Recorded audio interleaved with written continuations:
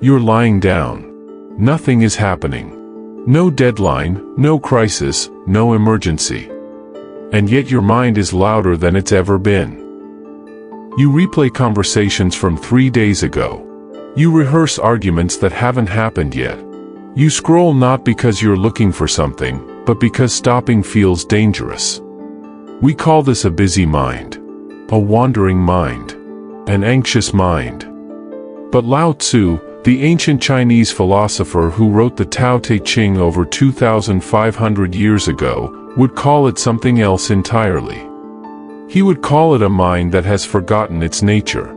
He wrote, "To the mind that is still, the whole universe surrenders." Lao Tzu didn't build an empire. He didn't win wars. He didn't chase power or recognition.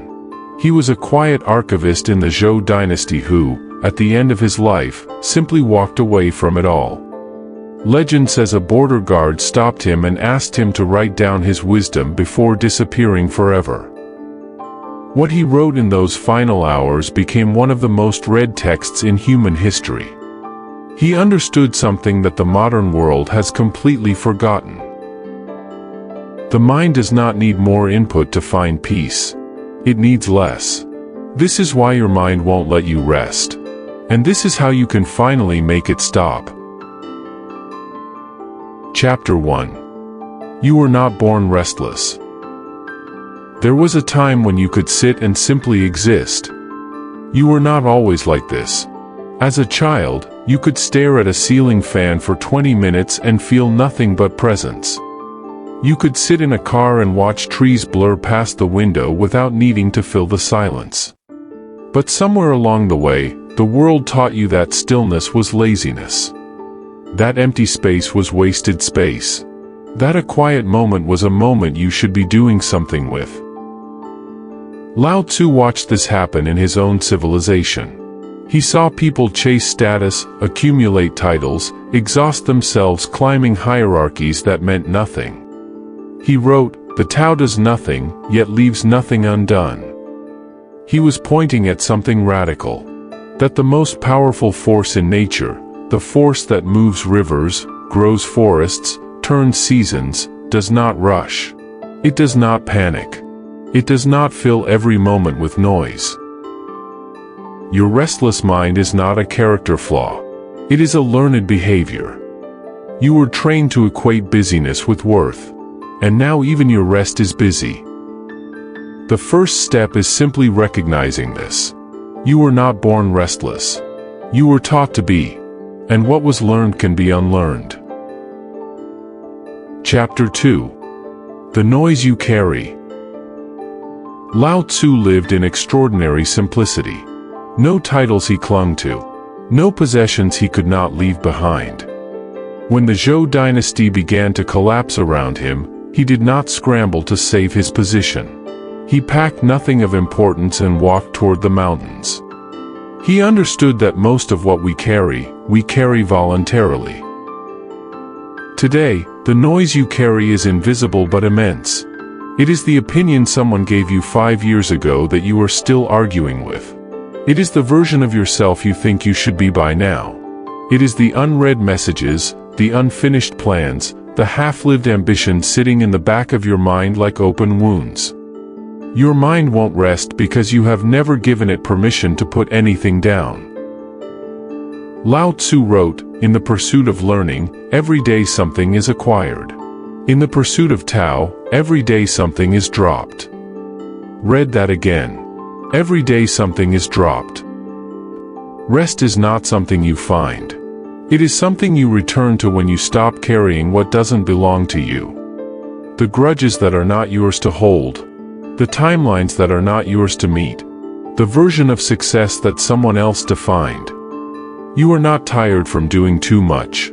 You are exhausted from carrying too much. And most of it, you picked up without realizing it. Start dropping things. Not all at once. One thought at a time. One obligation that was never truly yours. One expectation you inherited but never chose. That is where rest begins. Chapter 3. Why silence feels like a threat. Here is something no one tells you. For most people, silence is not peaceful. It is terrifying. The moment the noise stops, something rises.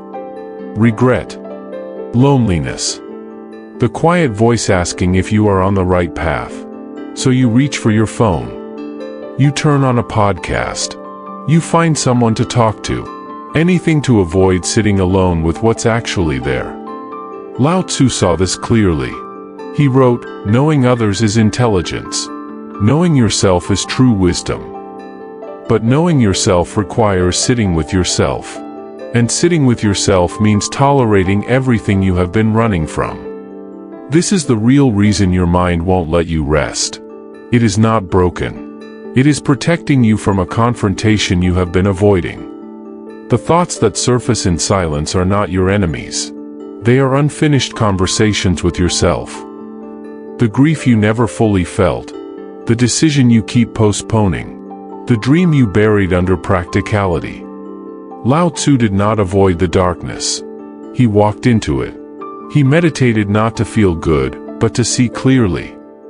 He believed you cannot know the light without passing through what obscures it. You don't need to fix what surfaces in the silence. You only need to stop running from it. Sit. Let it rise. Let it pass. The mind that learns to face its own silence becomes unshakable. Chapter 4. The exhaustion of becoming someone else. There is a particular kind of tiredness that has nothing to do with sleep. It is the tiredness of performing. Every day, most people wake up and immediately begin constructing a version of themselves for the world to see. Curated, controlled, acceptable. They perform competence at work. They perform happiness on social media. They perform ease in conversations that feel anything but easy. This performance is relentless. And it never fully stops. Lao Tzu wrote, "Care about what other people think and you will always be their prisoner." He spent his entire life refusing this imprisonment. He held no public office though he was qualified. He sought no disciples though he had wisdom to share. He wrote his one book not to be celebrated, but because a stranger asked. Then he disappeared. He was not performing a life. He was living one. Your mind cannot rest because part of it is always watching. Monitoring how you appear, what they think, whether you said the right thing, whether you are enough. That surveillance never sleeps. And as long as it runs, neither will you. The path out is not confidence. It is not caring less in a performative way. It is something quieter. It is returning, slowly, to what you actually value. Not what you should value. Not what earns approval. What is genuinely, privately, yours.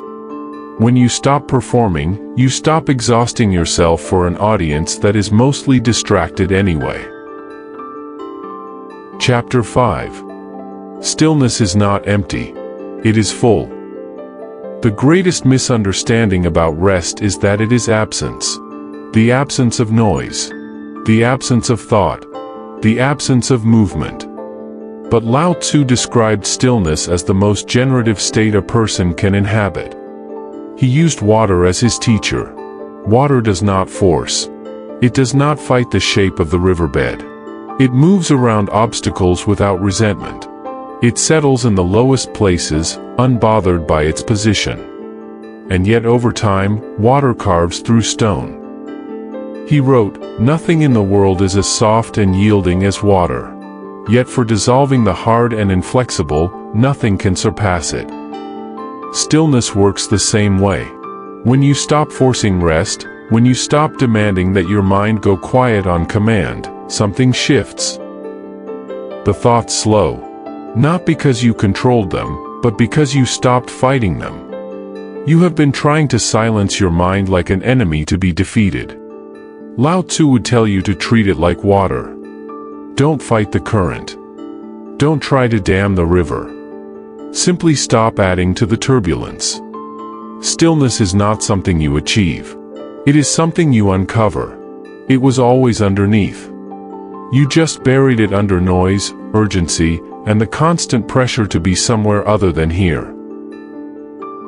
Chapter 6. The Return to Yourself.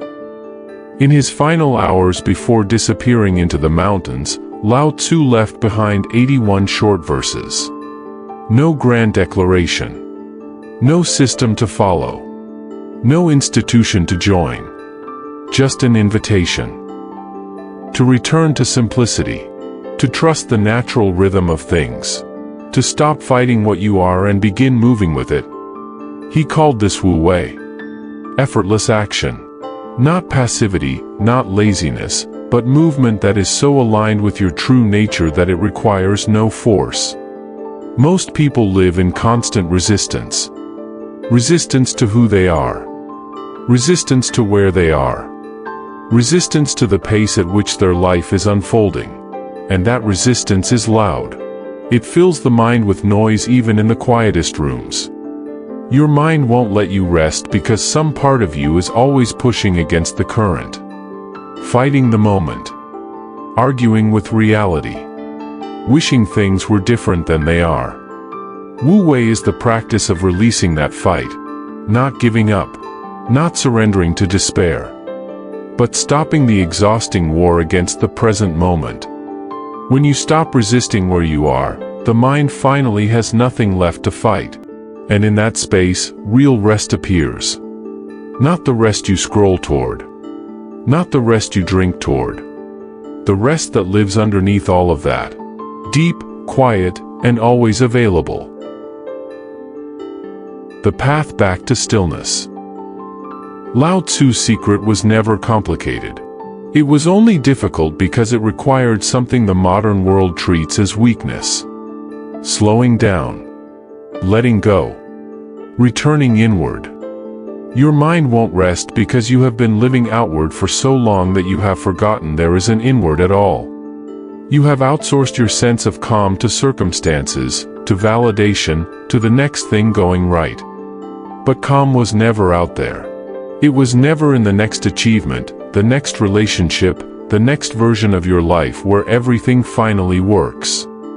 It is here. It has always been here. Underneath the performance, the noise, the resistance, the running. You don't need to meditate for years to find it. You don't need to walk into the mountains. You only need to stop, just for a moment, adding to the noise. Sit with the discomfort of silence. Drop one thing you've been carrying that was never yours to carry. Stop performing for an audience that cannot give you what you actually need. And slowly, the way water slowly shapes stone, your mind will remember what it feels like to be still. Because you were never broken. You were never too anxious, too wired, too far gone. You were simply a river that forgot it didn't have to rush. Return to stillness. It has been waiting for you the whole time. If this video saved you even 10 minutes of research, the next one will save you hours. Subscribe and turn on notification. It's free, and it's worth it.